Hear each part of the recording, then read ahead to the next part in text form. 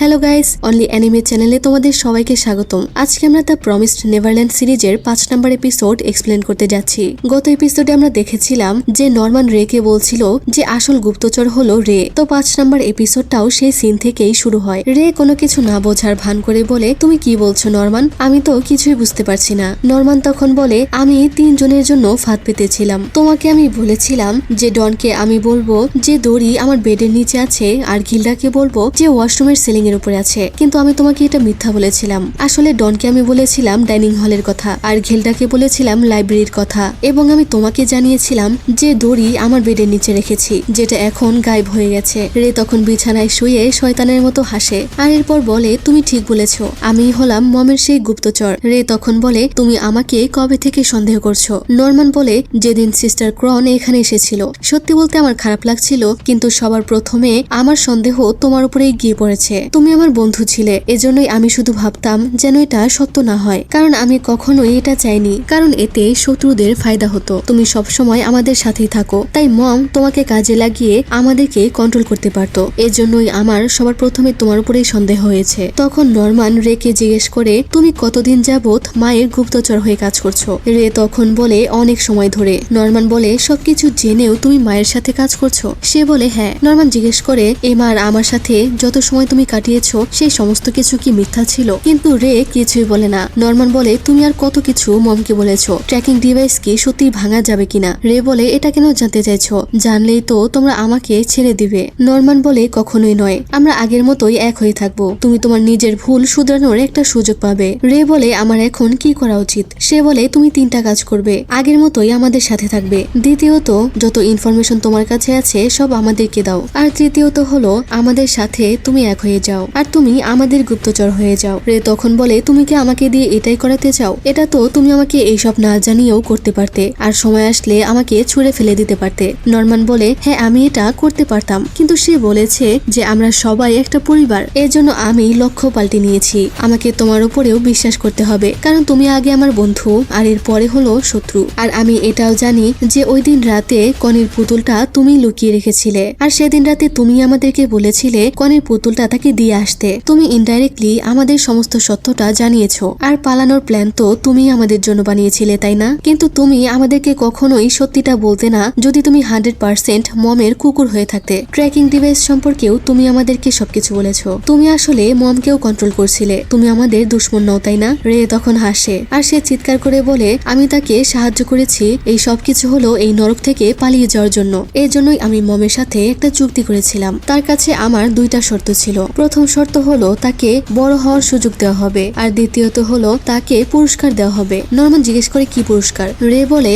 বাইরের দুনিয়ার ইকুইপমেন্ট। আমি বাইরের দুনিয়ার সম্পর্কে জানতে চাইছিলাম, এজন্য সে আমাকে অনেক কিছুই দিয়েছে, আর সেই ডিভাইসগুলোর মাধ্যমে আমি ট্র্যাকিং ডিভাইস ডিস্ট্রয় করার উপায় পেয়ে গেছি।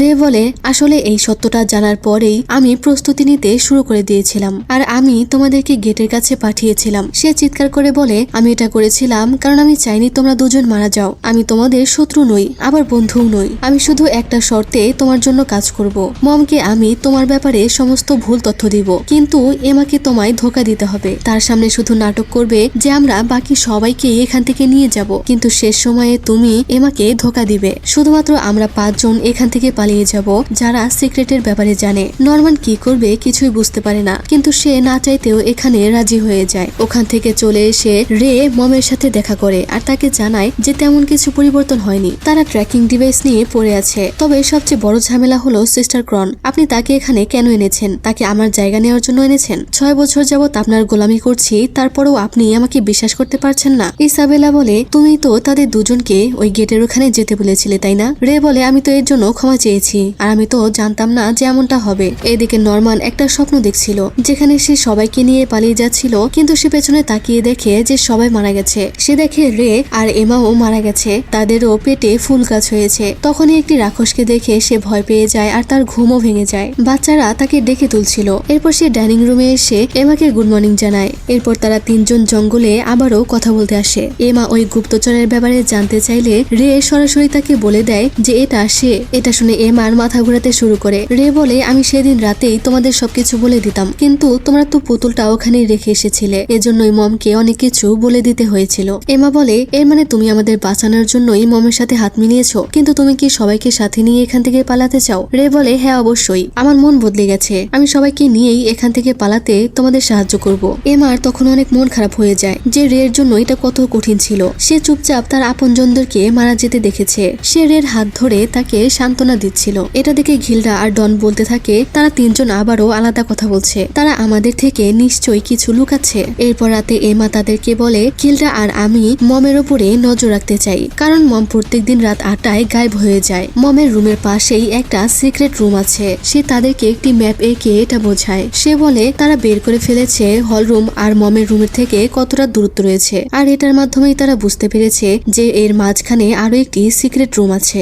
রে বলে, মম প্রত্যেকদিন রাতে হেডকোয়ার্টারে শিডিউল চেক ইন করে, হয়তো এই সিক্রেট রুমেই সে এটা করে। এমা তাকে জিজ্ঞেস করে, তুমি কি এটা জানতে যে এখানে একটা রুম আছে? সে বলে, না, আমার শুধু সন্দেহ ছিল। ডন তখনই ওই রুমে যেতে যায়, কিন্তু তারা তাকে বলে যে এখনই এটা করা ঠিক হবে না, তাদেরকে আপাতত সিস্টার ক্রনের থেকে সাবধানে থাকতে হবে। রে তখন তাদের দুজনকে পাঠিয়ে দেয় ডাইনিং রুমে কাজ করতে, না হলে মম তাদেরকে সন্দেহ করবে। কিন্তু তারা দুজন ডাইনিং রুমে না গিয়ে মমের রুমের দিকে যায়, কারণ ডন মমের আসল চেহারা দেখতে চাইছিল। তাই তারা দুজন রুমের মধ্যে ঢুকে যায় আর ওই সিক্রেট রুমের দরজাটা খুঁজতে শুরু করে। সে বুকশেলফটা সরানোর অনেক চেষ্টা করে আর বারবার বলতে থাকে, আমাকে অতি দ্রুত কনেকে বাঁচাতেই হবে। খিলরা তখন ওখানকার বুকশেলফটা সরিয়ে দিলে ওখানে একটি দরজা দেখতে পাওয়া যায়, তবে সেটা লক করা ছিল। আর তখনই দরজা খুলে কেউ ভিতরে আসতে শুরু করে, যা দেখে তারা দুজনেই ভয় পেয়ে যায়। আর এখানেই 5 নাম্বার এপিসোডটা শেষ হয়ে যায়।